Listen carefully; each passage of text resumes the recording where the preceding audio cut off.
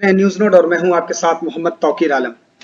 ये दौलत भी ले लो, ये शोहरत भी ले लो, भले छीन लो मुझसे मेरी जवानी, मगर मुझको लौटा दो बचपन का सावन, वो कागज की कश्ती, वो बारिश का पानी।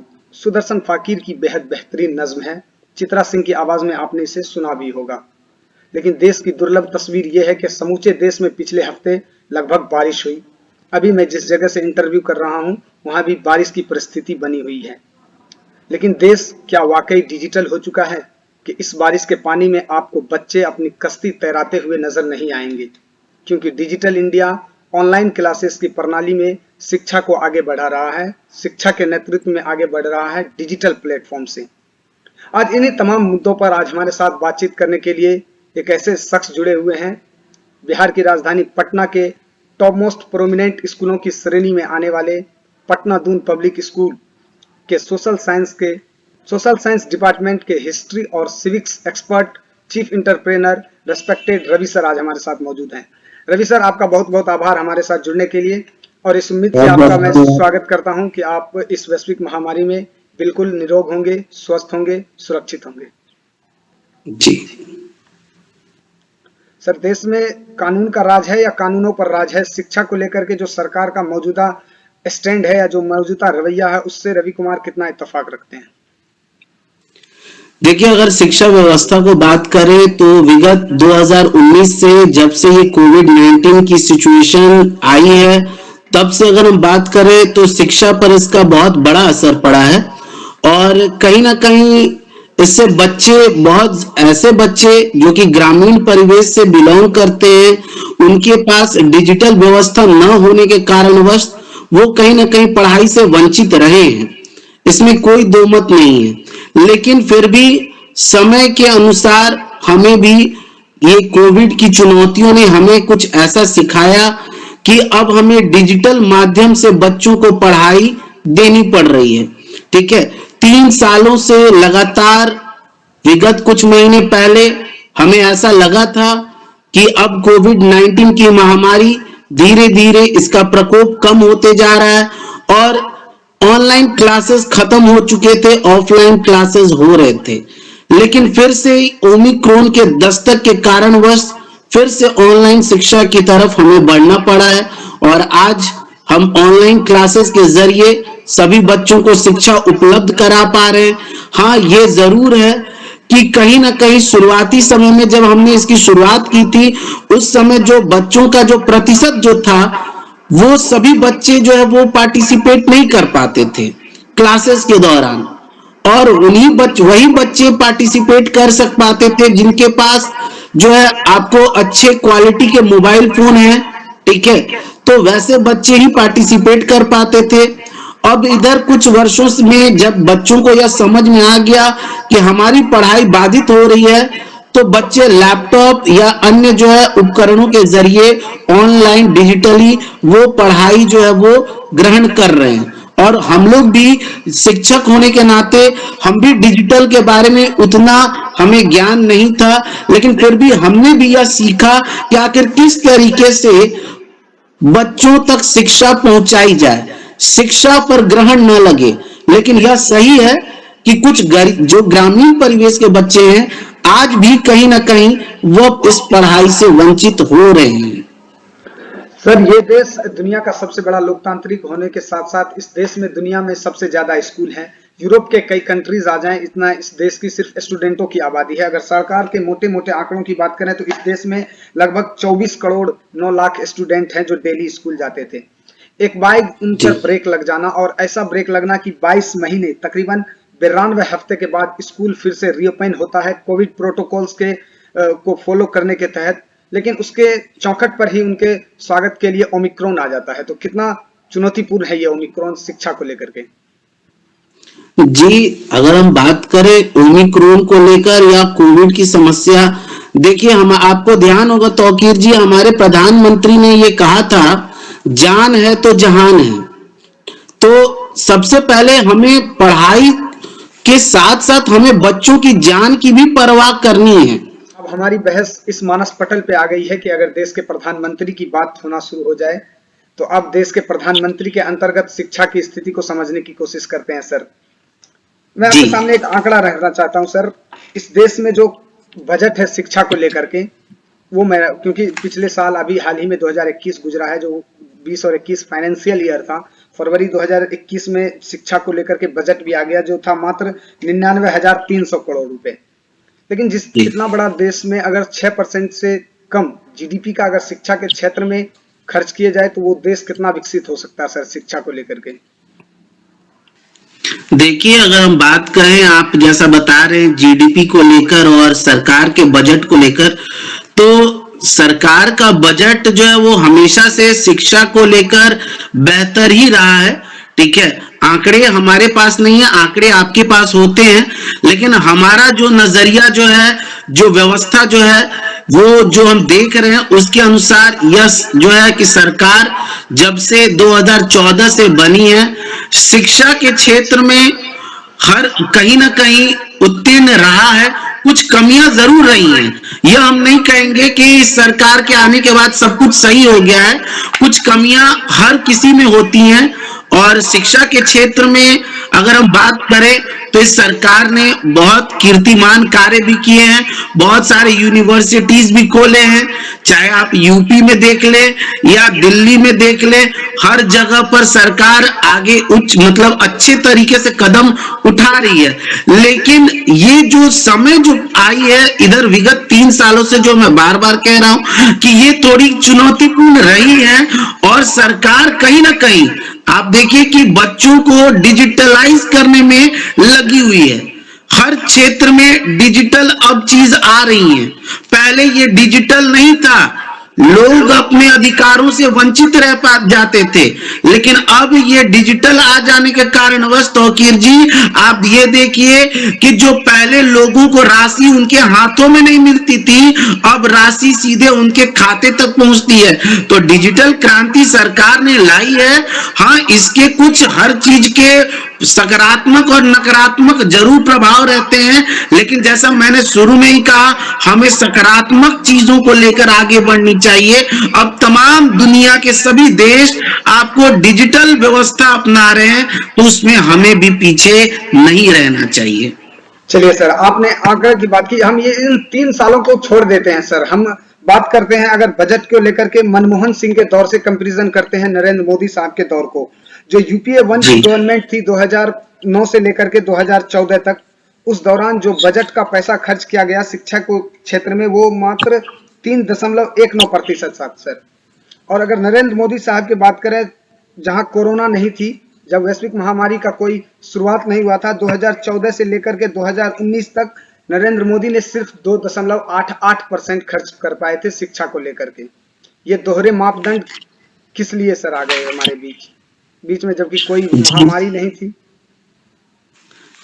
जी देखिए, ये आपने बिल्कुल सही प्रश्न आपने किया है, और इसका मैं आपसे यही कहूंगा कि देखिए आंकड़े जो आपने बताए हैं, ठीक है, वह बिल्कुल सही है, इसमें कोई दो मत नहीं है। सरकार ने जब से यह सरकार आई है, शिक्षा के क्षेत्र में कहीं ना कहीं कुछ ना, अगर मैं आपको बताऊं तो कुछ अगर अच्छा भी कार्य किया है, तो कुछ कमियां भी रही हैं, जिसके कारणवश जो आप राशि जो बता रहे हैं जो खर्च के, वो इस यानी कहीं ना कहीं नाकामियां हैं, जिसके कारण वो खर्च नहीं कर पाए। वो राशि पहले जो जितना मनमोहन सिंह के दौरान खर्च होते थे, उतने राशि खर्च नहीं हुए, लेकिन फिर भी अभी देश की शिक्षा व्यवस्था पहले से अगर हम बात करें तो कहीं ना कहीं इस कोविड महामारी के दौरान चरमराई, और उससे पहले की अगर बात करें तो उससे पहले की जो व्यवस्था जो थी,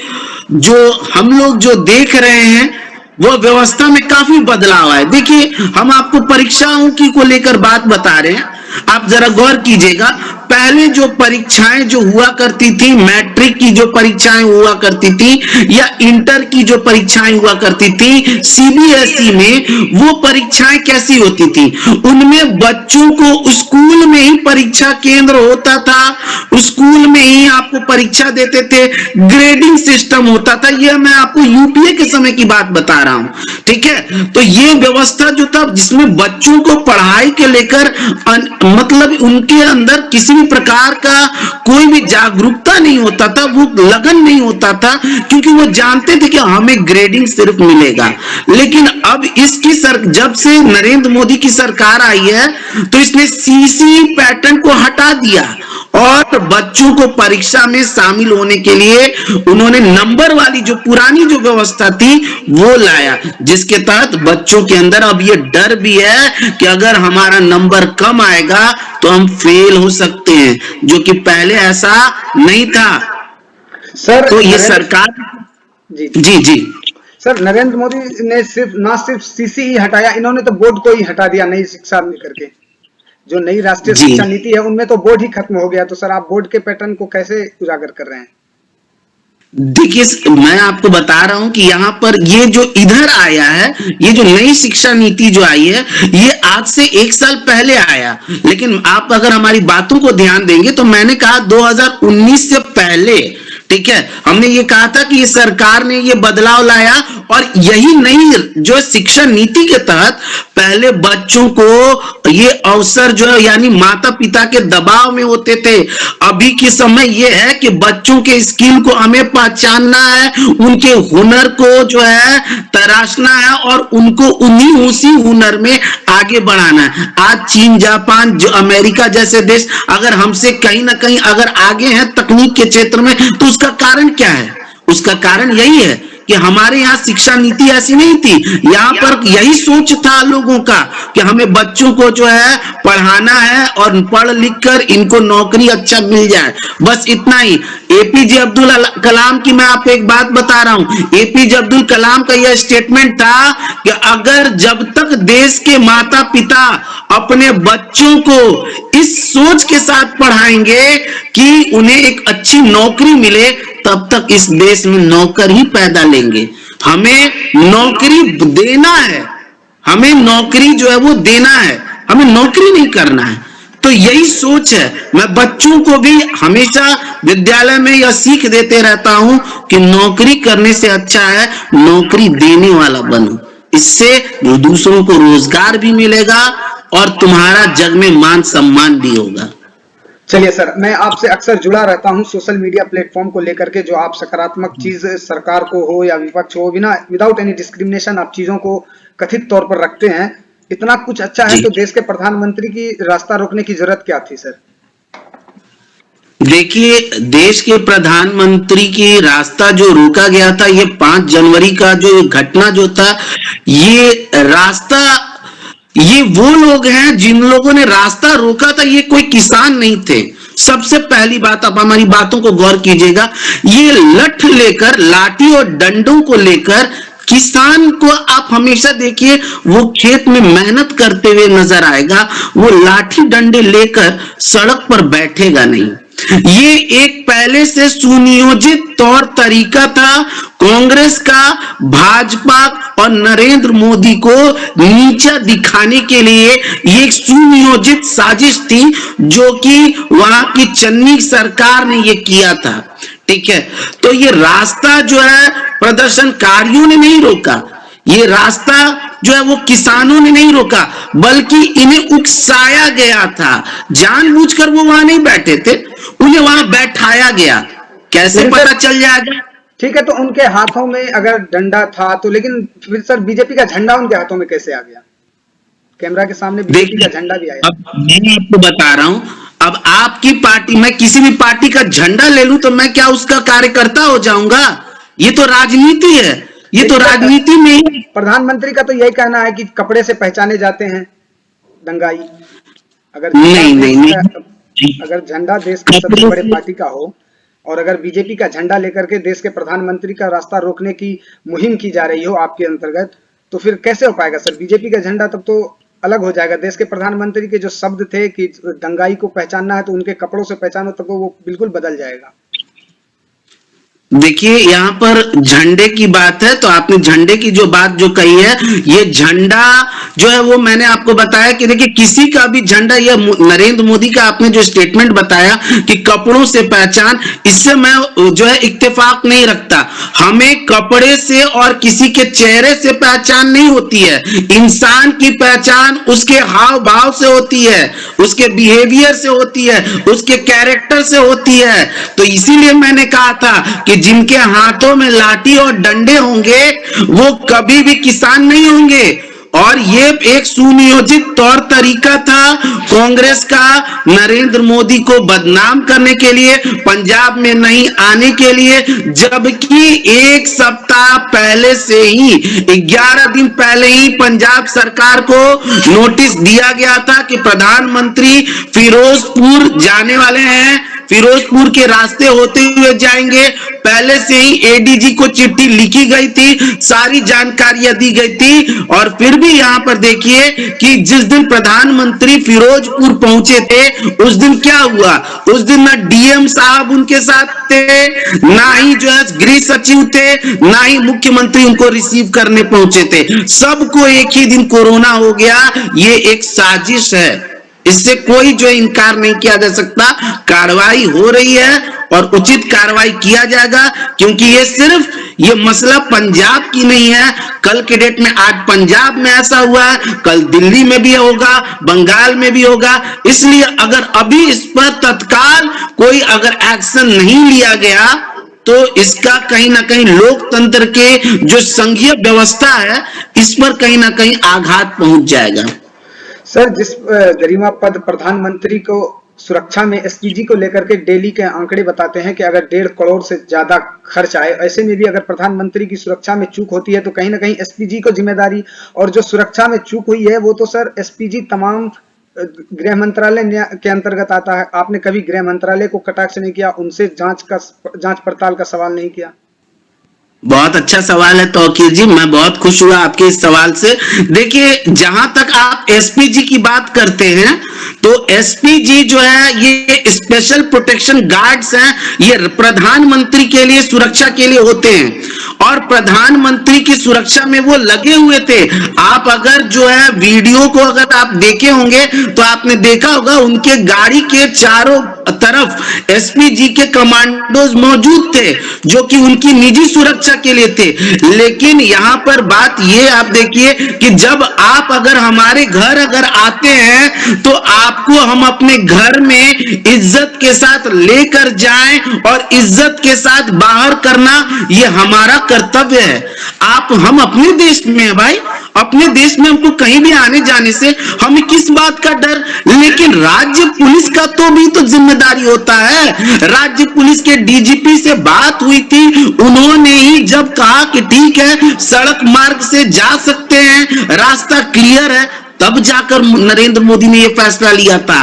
कुछ लोगों ने मुझसे यह पूछा कि एसपीजी कमांडो जब वहां पर थे तो वो गोलियां भी तो मार सकते थे प्रदर्शनकारियों को, लेकिन मैंने उनसे यह बताया कि गोलियां चलाना उचित नहीं था। ये 1984 वाला हिंदू और सिखों के बीच में दंगा भड़काने की कांग्रेस की एक साजिश थी। गोलियां चलाने से हम कभी भी किसी के दिल में जगह नहीं बना सकते हैं। आपको ध्यान होगा 2 दिन पहले प्रधानमंत्री ने यह फैसला लिया है 26 दिसंबर को वीर बाल दिवस मनाने के लिए। ये वीर बाल दिवस जो मनाया जा रहा है, ये जो है सिख जो गुरुओं के जो है त्याग और बलिदान को याद में रखते हुए मनाया जा रहा है। ठीक है, तो ये 26 दिसंबर का जो इन्होंने फैसला जो लिया है, ये इन्होंने काम किया है। गोलियां चलाना, हिंसा फैलाना, और जो प्रेम पूर्वक जो इन्होंने काम जो किया है, जो 26 दिसंबर को वीर बाल दिवस के रूप में मनाने का फैसला लिया है, इसमें कितने लोगों का दिल जीता है। तो मैं हिंसा पर विश्वास नहीं करता हूं, अहिंसा पर विश्वास करता हूं। सर, बिना गोली चलाए, बिना कुछ खड़ग या ढाल के आपने 750 किसानों को मौत के घाट उतार दिया, जिसका किसान मोर्चा डायरेक्ट बीजेपी को श्रेय दे रही है कि मौत के जिम्मेदार डायरेक्ट बीजेपी हैं। 750 से ज्यादा किसान मर गए। देखिए, अगर किसानों की अगर हम बात करें, 750 किसान मारे गए। अधिकार, इस देश की आजादी के लिए कितने करोड़ों लोगों ने अपनी जान नहीं दी। देश की आजादी में करोड़ों लोगों ने जान दिया है। यहां पर बात ऐसा नहीं था कि नरेंद्र मोदी अंग्रेज बने हुए हैं और यहां की जनता आंदोलनकारी है। यहां बात यह था कि कृषि कानून उन्होंने जो लाया, वो ये सोचते थे कि शायद हमारे जो है वो कहीं तो हमारी बातों को समझेंगे, ठीक है। और लेकिन जब उन्हें ये लगा कि भाई ये जो हमारा जो प्रयास जो है ये सफल नहीं हुआ, इन्होंने इस कानून को वापस लिया। आपने कहा 750 लोग मारे गए। देखिए, आपकी जीत हुई, किसानों की जीत हुई और अपने अधिकार के लिए लड़ना यह सही है, लेकिन ये जो 750 लोग मारे गए, सरकार के पास इसके पास कोई आंकड़ा नहीं है कि आखिर 750 लोग मरे हैं। स्पष्ट रूप से ये आंकड़ा नहीं है, यह मीडिया में आई खबरें हैं कि इतने लोग मारे गए, विपक्ष के द्वारा कहा गया। सरकार के पास ऐसी कोई गिनती नहीं है, निश्चित आंकड़े नहीं है। लेकिन हाँ, अगर जो कुछ भी लोग मारे हो इस आंदोलन में, तो कहीं ना कहीं ये उनका त्याग और बलिदान है कि जिसने नरेंद्र मोदी को विवश किया कि वह इस कानून को वापस ले। और सरकार ने वापस लेकर, एक बात गौर कीजिएगा, सरकार ने ये खुद फैसला लेकर विपक्ष के मुद्दों को ही शांत कर दिया। ना ही सिद्धू बाबू को दिया मौका, ना ही चन्नी को और ना ही राकेश टिकैत को। जितने भी विपक्षी पार्टियां हैं, चाहे वो कांग्रेस हो या आप, सब हो गए शांत, क्योंकि मुद्दा ही अब नहीं है। आपने आंकड़ों का जिक्र किया, तो आंकड़े तो सरकार के पास कोविड से मारे गए लोगों का भी नहीं है। और अगर सरकार, आपके अनुसार किसान भाइयों की जीत हुई है, तो क्या इसी के समानांतर ये तय मान लिया जाए कि किसान की जीत के साथ साथ सरकार की हार हुई है? देखिए तौकीर जी, आपने जो सवाल जो किया, मैं आपको ये बतला दूं कि ये आवाज की थोड़ी कमियां थी, लेकिन जो मैं समझा उसके आधार पर मैं आपको बता दूं, ये सरकार किसान विरोधी नहीं है।